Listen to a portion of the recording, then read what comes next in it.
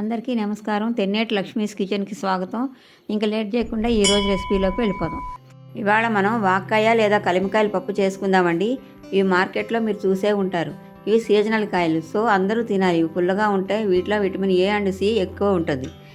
ఇది చేయడానికి కావాల్సిన పదార్థాలు: వాక్కాయలు 80 గ్రాములు, పచ్చిమిర్చి 3, కందిపప్పు 1 కప్పు, ఉప్పుకు తగినంత, పసుపు 1/2 టేబుల్ స్పూను, ఆవాల పోపు సరిపడినంత, మెంతుల పోపు సరిపడినంత, జీలకర్ర పోపు సరిపడినంత, ఎండుమిర్చి 2, కరివేపాకు పోపు సరిపడినంత, ఇంగువ చిటికెడు, నూనె పోపు సరిపడినంత. మనం తీసుకున్న వాక్కాయల్ని ఇట్లా 4 ముక్కలు కొయ్యాలండి. దీంట్లో జీడి ఉంటుంది, అది తీసేయాలి. పప్పు లాంటిది ఉంటుంది, తీసేయాలి. మంచిది కాదు హెల్త్కి. ఇట్లా తీసేయాలి. ఇది అన్నీ తీసాక చూపిస్తా.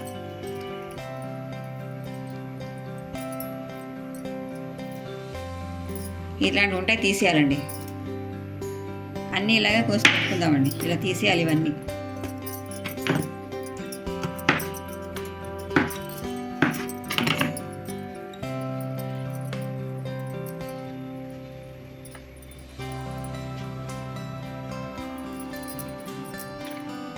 మనం తీసుకున్న కందిపప్పుని ఒకసారి కడగాలండి బాగా.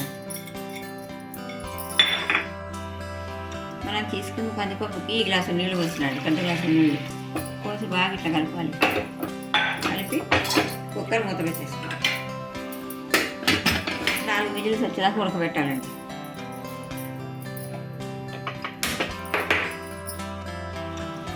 కుక్కర్ చల్లారిందండి, మూత ఓపెన్ చేస్తున్నా.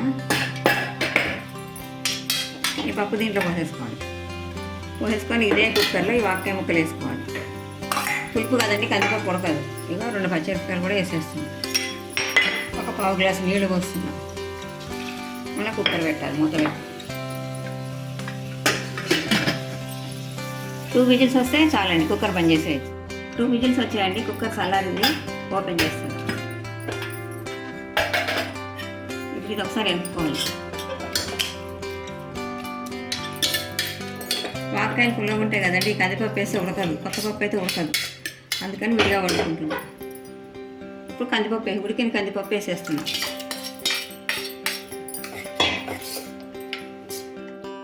స్టవ్ వెలిగిస్తున్నానండి. ఇప్పుడు 1/2 టేబుల్ స్పూన్ పసుపు వేసుకోవాలి, 1/2 టేబుల్ స్పూన్ ఉప్పు వేసుకోవాలి, 1/2 టేబుల్ స్పూన్ కారం వేసుకోవాలి.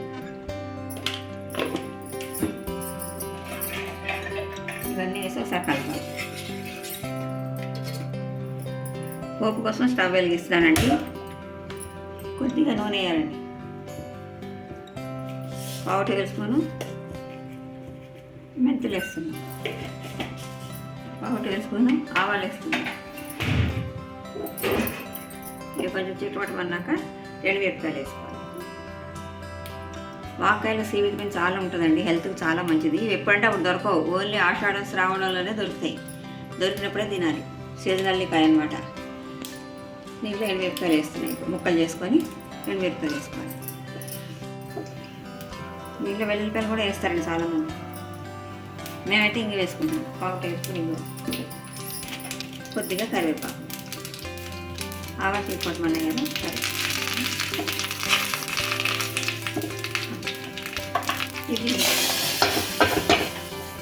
పోపు వేసిన తర్వాత ఒక 2 నిమిషాలు ఇట్లా మసలు పెట్టుకోవాలండి. మసలు పెట్టుకుంటే పోపు వాసన అంతా పప్పుకు పడుతుంది. ఇంతేనండి, వాక్కాయ పప్పు రెడీ అయిపోయింది. ఈ రెసిపీ మీకు నచ్చినట్లయితే షేర్ చేయండి, లైక్ చేయండి, సబ్స్క్రైబ్ చేయండి. నా కొత్త వీడియోస్ మీ వరకు రావాలంటే బెల్ ఐకాన్ ప్రెస్ చేయండి. మరొక మంచి రెసిపీతో మీ ముందరికి వస్తాను. Thank you.